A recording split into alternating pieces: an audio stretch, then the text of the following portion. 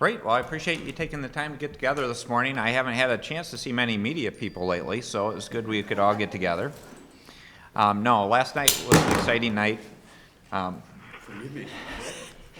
doesn't get a question. Yeah. And I appreciate the opportunity to talk about the outcomes this morning. Again, a couple are still out there in terms of potential results, but overall, from a Michigan perspective, I think it was a good night.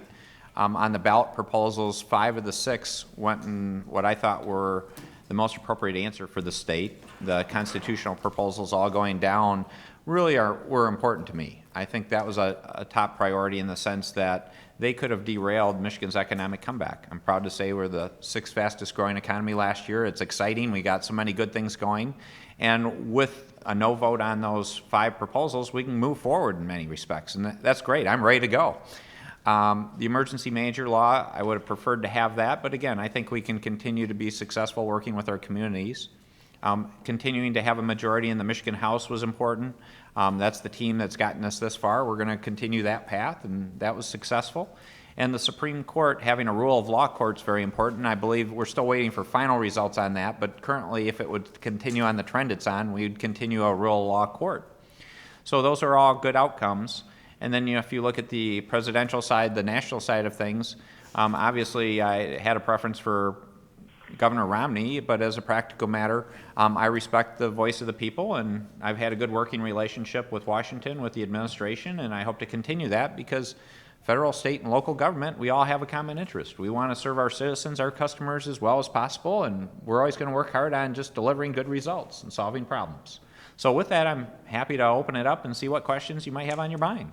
This is Karen Bufire with the Detroit News. I'm wondering whether or not your office has actually written any substitute legislation for Public Act 72. That's something that earlier, I believe your administration said you were interested in, and Senator Randy Richardville said that they were actually working on that. So is there a draft? Yeah, what I would say, Karen, is I wouldn't say we put together a draft. We actually had some things sort of in the pipeline that were done before. And some of them related to the concept about transitioning out of emergency manager status, because that was one of the open questions about how that procedure happens, and also some of the early stages of doing it. So we had some work done on were there some improvements that could be done to the whole process, and so that work product is out there. Senator Richardville did bring up the concept, and so I'm looking forward to having a leadership meeting with both the House and the Senate and getting some feedback about how they feel, how the election went. I haven't had a chance to do that yet, and what their view on moving forward on some emergency manager legislation might be. What other kinds of things would you like to add to that bill that already exists? Well, again, I don't want to say automatically that that's the answer because I want to revisit it now that we've had the vote. But I think there were some good things about talking about a transitional processes, both going into and coming out of emergency manager status. One other thing that I think is a worthwhile thing that could be a discussion point that was in the bill in Public Act 4 that didn't seem to have any real controversy, at least I'm not aware of any, was the fact we put in an early warning system to work with communities, to identify communities in trouble rather than simply having them show up and say, we don't know what to do. And I think that's something that was working well, that we were constructively helping some communities with, that could be a good thing that should continue in some fashion. But again, I view that as going through the legislative process, hearing what people have on their mind, and it's not just our office deciding what to do. Understanding that it's early, when you talk about restoring the early warning system aspects of it, what kinds of things are you talking about? Well, that was more a question of getting reporting information from school districts and local jurisdictions and having Treasury or the Board of Education, the Department of Education, have a chance to work with communities on deficit reduction plans, putting metrics up on the website so it could be pretty clear and public to people what deficits might have been incurred or how many years they've had deficits. This is good transparency information, Rick, that I think would be good information to have, period. How do you move ahead with the future of PA 72 in doubt because of the court challenge? Well, that's one of the issues that we're monitoring that. As I recall, I don't think there's going to be necessarily a hearing on that until after Thanksgiving. But that would be a challenge to the degree that if it was found that Public Act 72 wasn't around, there wouldn't really be any emergency manager law. And that would be a concern in my view. And again, that would be one of the reasons that I had said prior to the election that would really cause me to say we should be having a legislative discussion so there are some tools to help address it. Are you assuming that Roy Roberts is gone? Are you assuming that Roy Roberts is gone at DPS? No, not necessarily. Again, I appreciate Roy sharing his feelings because he found Public Act 4 to be very effective, and he finds real challenges because of the Detroit School Board and their history and how to be effective moving forward. But actually, I spoke with Roy this morning, and again, I think it's something that I appreciate Roy. I think he's looking at the situation now, and we're going to continue a dialogue. So you don't think he's automatically leaving?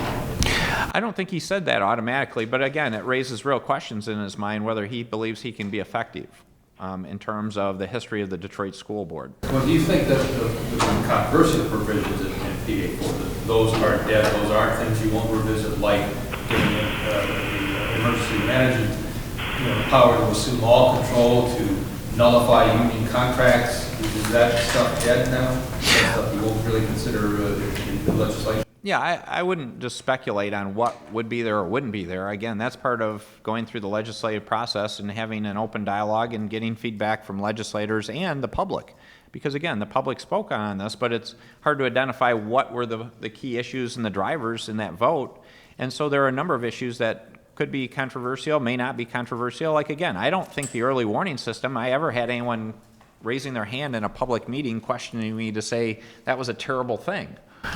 But you don't think that that emergency manager authority over union contracts and things like that, that doing something more on that is not out of the question? You don't think voters rejected that? Again, I'm not going to speculate on that, Rick. So what I would say is I'm not drawing a conclusion at that point in time. I think that was obviously one of the concern points. Governor, how concerned are you about the fiscal cliff issue at the federal level? And to what extent do you think did last night's results nationally bring us any closer to a resolution of that, or is it still kind of a very uncertain situation in your view?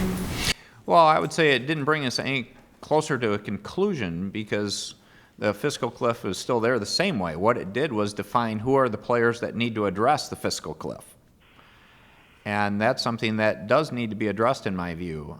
We've done some estimates at this, at the state level, and you're talking about $250 to $300 million of impact potentially. We'd find out a way to deal with it in some fashion, but this isn't the best way to do governing. It's where basically you have sequestration in this fiscal cliff issue versus simply doing a responsible budget. So I would encourage people to get to the point of, in Washington, of doing a responsible budget. We've proven we can do it in Michigan after many years of challenges, and I would hope Washington can get to that point. Will Flint see any changes as far as the emergency manager is concerned? Will Flint? Not immediately, because again, we've been operating under Public Act 72 with our emergency manager. Again, there is this lawsuit issue that's pending that I believe the next hearing's after Thanksgiving. And again, then there's a question of what may take place in the legislative cycle, but that's in the more normal course of things. Can you go back to Wall Street and ask for a review of the bond determination now that this uncertainty has been lifted from some of these? Yeah, we absolutely can, and I think that could be a good thing to do. In terms of some of the commentaries in the reports or the comments, that some of the concerns they brought up, which I can't speak for them, but I think were some factors in why they didn't really change our ratings in a positive way, is they mentioned in particular Proposal 5. They also mentioned Proposals 2 and 1 in some context, with Proposal 5 being the one they mentioned probably the loudest in terms of what their report said. With the emergency manager, the rejection of that law, do you think that's going to make it more difficult to approve the bond? It would have been easier. They viewed Public Act 4 as a positive. And I would say that's in the context of the credit rating for local government, probably more so than state government. So it may raise a question in terms of how they view credit ratings in terms of local jurisdictions in Michigan, which can translate to actual costs, because again, that can affect your interest rates and such. Does repeal of PA4 in any way impact the Detroit consent agreement or the long-term outlook for that city? I don't believe so. Again, that was an interlocal agreement that was done under Public Act 4, but it was also done under other statutes. So that should be in place. Again, that was a historic document that was done when Public Act 4 was in force. So my perspective on it and the advice I've gotten is the consent agreement's solid and we should continue operating under it. The CEOs about a week ago called for both tax hikes in Washington and spending cuts. Do you embrace that, and would you encourage the House Republicans in the U.S. Congress to consider that as we approach this cliff solution? Well, again, I don't spend my life getting involved in the particulars of federal issues other than saying it's a mess and it needs to get resolved. I'm focused in on Michigan, and I think we're doing good things in Michigan, and I think we're a role model for what they can do. I encourage some conclusion and solution. It needs to get taken care of. But again, for me to spend time talking about federal issues in that degree of detail, all it does is distract from the discussion in the Michigan issues, which is my prime focus. Oh, I'm sorry, this gentleman's been waiting. With Prop 6 failing yesterday, how soon can Michiganders see a new bridge? Well, I appreciate that. That's a good topic. We're actually in the process, we had been in the process of applying for a presidential permit, which is the next natural step. We also had a waiver request for clarification on using Canadian and U.S. steel for the bridge project, and the step after that is a Coast Guard permit. So those are all in process in the pipeline, and I've already made some calls to D.C. to see how that's progressing this morning, because I think it's important to move ahead. The sooner we can build that bridge, the better off we are about creating jobs. So that was great to see a clear and resounding answer on Proposal 6. What is the timeline on getting those permits? How long do you think it take? Well, the feedback's been generally good, but it's hard to say, Karen, because again, the federal government has a wide array of how long it takes to do these things. But I think now that we're done with the election, hopefully we can get people to focus in on that in Washington and give us fairly prompt responses. Because again, I think we've got strong support across the board. We have strong support for this project from almost every party, whether it be state, local, or national, except for one particular party. Will you be discussing right-to-work legislation with leadership now when you meet them? Well, again, I don't intend to make an issue of right to work. I view this as, for 3 years, I think I've been pretty consistent that I don't put right to work on my agenda. I don't spend time dealing with right to work, and my preference is not to deal with divisive issues. Well, what if they want to deal with it? Well, again, I had made that comment. I had actually asked the labor leaders not to potentially go ahead with Proposal 2 when they had the petitions, because I said that sort of provokes a more divisive discussion, and I said, I don't plan to have it on my agenda, but it could be on other people's agenda to a different degree if they went ahead with it. So I think we may face some issues of people talking about more often, just as you're asking the question, Chris. I mean, I didn't get that question before Proposal 2 came up near as often as I bet I'm going to get it now, but my response is still the same. It's not on my agenda. But you could take it off everyone's agenda by simply saying, don't send it to my desk, I won't sign it. As a practical matter, I've said that was not on my agenda for the last 3 years, and I don't see any reason why I should change that approach. All right. I think we have a question from Channel 10 down here, and then I think we're going to transition to the phone really quick, and then we'll come back here too. If it was right to work, we covered it. Okay, great. How do you interpret the kind of the resounding results in these ballot proposals? I mean, do you see these as, like in the bridge, for instance, that people want this bridge, or do you just see they just don't want people messing with the Constitution? Well, again, I think one of the things, the second part is, I think, hopefully fairly clear that a lot of people didn't want to see Michigan's Constitution affected, particularly by special interests saying they want to put something special for them in Michigan's Constitution. I think that message came across loud and clear. Beyond that, I think people can draw inferences. I don't know how strong you can draw other inferences. I view it as a strong support, though, to say that people understand the value of the new international trade crossing and also want to make sure we have flexibility to do future crossings and such going ahead. All right, hang on just for everyone in the room real quick. We'll transition over to our folks on the phone so we can get you all to ask some questions here. So if somebody wants to jump in, just introduce yourself and which outlet you're with, please. Yeah, hi, it's Rod Maloney, WDIV-TV Detroit. Hi, Rod. How are you, Governor? Good. Forgive me for being a tad tardy to the party here. I wanted to get, I'm sure you've answered this, but I'd like to just ask again about Proposal 1, your disappointment, if there is any. Also, what now? In other words, will there be legislation drawn up that will either will work to try and come up with something better, or are you thinking that perhaps allowing for municipal bankruptcy now is the next step? Yeah, I would say I don't have one set answer on this. The election just happened yesterday. I think it's a good discussion to have with the legislative leaders. I had some indication, you'd seen public statements from Senator Richardville that he was interested in working on things. What I would say is I am disappointed because it does make life more complicated, because I believe Public Act 4 was a good law, it was working well. We're hopefully in the process of looking at how to transition out of several communities of the 8 that are in emergency. I think we need to be thoughtful about this because the people have spoken on Public Act 4, but there are potentially pieces of either things that had been previously discussed that were sort of draft, or parts of either the old law or the new law that are worth looking at that could be revisited in some public discussion so we can make sure we're getting feedback from voters as we go through this process.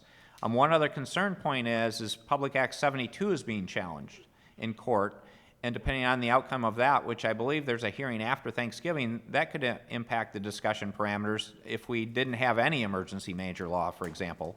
But you also mentioned the bankruptcy question, and that's something that could be a greater likelihood of happening given that we wouldn't have Public Act 4. So that is something that I think people should be having some discussion about and the pros and cons of that. I still believe there could be a lot of negative consequences to a municipal bankruptcy, particularly given the track record and the history of that if you look to places like California. Thanks, Rob. Next question from the phone. Governor, this is Dave Llewellyn, WXYZ TV Detroit. Good morning. You mentioned the permitting steps in Proposal 6 that remain.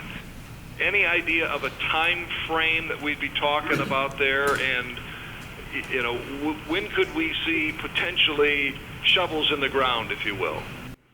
Yeah, the real gating item I mentioned 2 or 3 items. The largest one is the presidential permit, which has been in the pipeline for some time and was making reasonably good progress. So it is something that could happen this fall, or it could be sometime into next year. That's tough to speculate on because the history of when they've got issued in other cases varies widely. That would be, again, one instance where we last heard of a presidential permit would have been the XL pipeline situation. So it's that same kind of process, but I think we'd been making good progress. So when that gets issued, then the next step's the Coast Guard permit. That shouldn't be a major issue. We have the waiver out there, which should not, I would hope, not be a major issue. We've gotten great support from that from a huge coalition of different parties. So anytime we get those permits in place, which could, again, happen over the next few months to the next half a year or so, then hopefully we can move forward and start getting shovels in the ground. Hey, Governor, this is Nathan Bomey at the Free Press.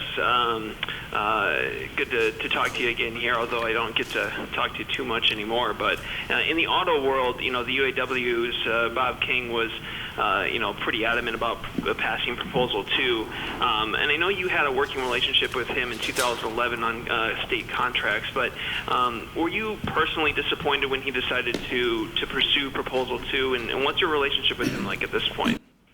Well, I don't take any of this stuff personally. That's not why I'm here working. I'm here to deliver great results to my customers, our citizens. I've traditionally had a good working relationship with Bob King. I would hope that's still the case. As I said, I thought Proposal 2 was a massive overreach in terms of our Constitution and our existing laws. So I think it's very positive that was defeated, given that what it would have been devastating to our economic comeback. But what I would say, and I said this many times, is I still believe in collective bargaining, and I look forward to continuing to do collective bargaining with state employees. It's protected by federal and state law, and so as contracts come up, Bob, be happy to go back to the table, and Bob's the leader of one of the major unions that's a state employer, so employees. So let's just continue that dialogue. Okay, great. We can do 2 more from the phone. John Wooding Service. I'm curious what your top priorities are for the lame duck session going forward. Yeah, there's 2 or 3 things for this last part of the year. First of all, I'm doing a special message on energy and the environment later this month. I had actually teed that up some time ago, and to be open with you, I decided to put it off because I figured no one would be listening to me until after the election, given all the volume of information out there and all the airwaves being filled. So I'm looking forward to that. I wouldn't see a lot of legislative action coming out of that, but I'm excited about this message. The other things is 2 or 3 things are currently out there that are large projects. Blue Cross Blue Shield, the reforms are in front of the legislature. The Regional Transit Authority is also an issue that would be great to see some progress. That's been out there for 40 years. And I think we're making some progress and we could move forward with that. So there are some important topics over these last couple months of the year. All right, let's do one more from the phone. Lindsay Kuss, Fox 17 in Grand Rapids. Good morning, Governor. Hopefully you got some sleep last night. Good. The emergency manager law, the repeal, what do you see? I know it's early, but what do you see as the worst case scenario in your eyes on the repeal of the emergency manager, and what impact, if any, will it have on those districts that are already under it? Yeah, there are 2 potential consequences. One, the early warning system wouldn't be in place any longer, and that's an improvement I think was a great improvement. So we could potentially have more issues with communities or school districts and learn that they're in serious financial crisis more at the last minute rather than in a more timely fashion where we could provide more assistance in terms of working through their challenges. The second thing is with this situation in terms of not having a manager who can do their work more effectively and faster, you run in a case where the probabilities potentially of municipal bankruptcies could increase because that might be the only option really left to them. All right, and if folks can hold off on the phone just a second, we're going to transition back to the room, and then we'll go for one last round on the phone after that. How would you feel about municipal bankruptcy for Detroit? Karen, Rick, Dawson. Well, to put it in context, we have a consent agreement going in Detroit. And I'm not walking away from that. What I would say is I think that's a framework that can be successful. The only thing that I think would be good is if we could see things move faster underneath the consent agreement. Because again, I think we have some projects on the table such as Belle Isle, different things like that that could be helpful and constructive to the city, and the sooner we can move on them, the better off we are. But again, the city needs to go through their process, but the consent agreement gave them a framework. I hope to address those. What would your hopes and expectations be now that the election is over? Watch TV without ads. To follow up then, on the healthcare stuff, especially the exchanges, I think there's another deadline coming up. There is, Rick. There's a deadline November 15th or 16th. There's an application deadline on moving forward. And we're preparing materials so we can do our submission in an appropriate fashion. We're still working under the assumption that we have a federal exchange. And that was really determined by the House. The Senate supported state exchange as an option. I thought it was a better choice. The House didn't concur with that, so we were left with that. That's something that, given the time frames, we're still on a path towards a federal exchange and complying with the law appropriately. Because I think that's important. So we're going to follow through the procedures and follow that. If there's an opportunity to revisit a state exchange, I would still encourage the House to take a different look at it in a broader perspective, because if you give me a choice between saying what can we do at the state versus the federal government, given the challenges of the federal government, I would rather have us have more say and more flexibility at the state level. So you say that right to work remains not on your agenda. Are there any labor or business climate issues that are on your agenda that were affected by yesterday's results?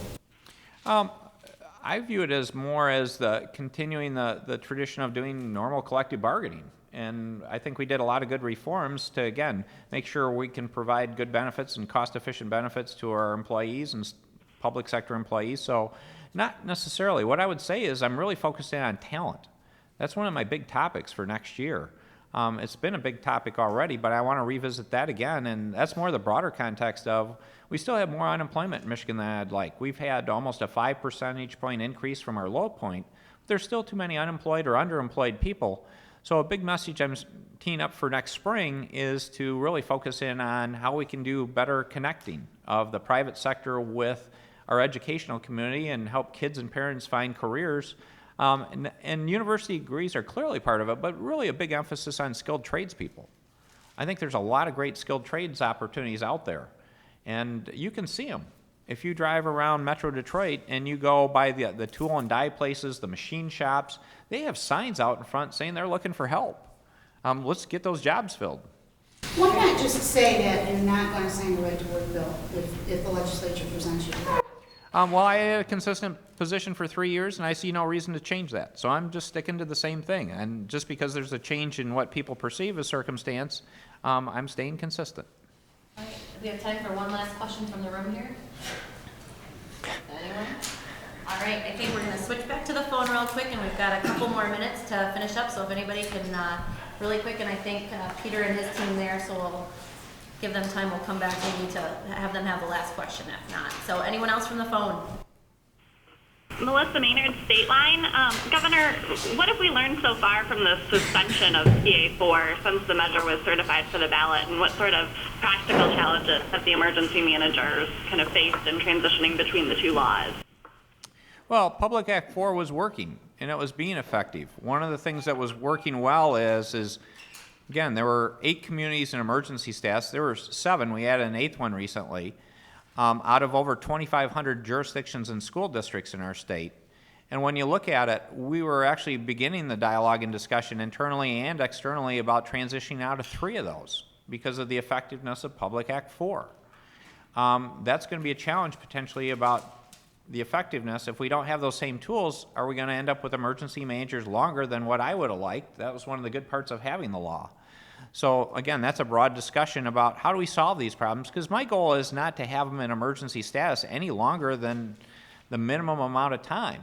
The goal here is to solve a crisis that quite often had been building for a very long time, get them financially stable, and then get them on a path to growth with better financial practices in their communities so they can be successful.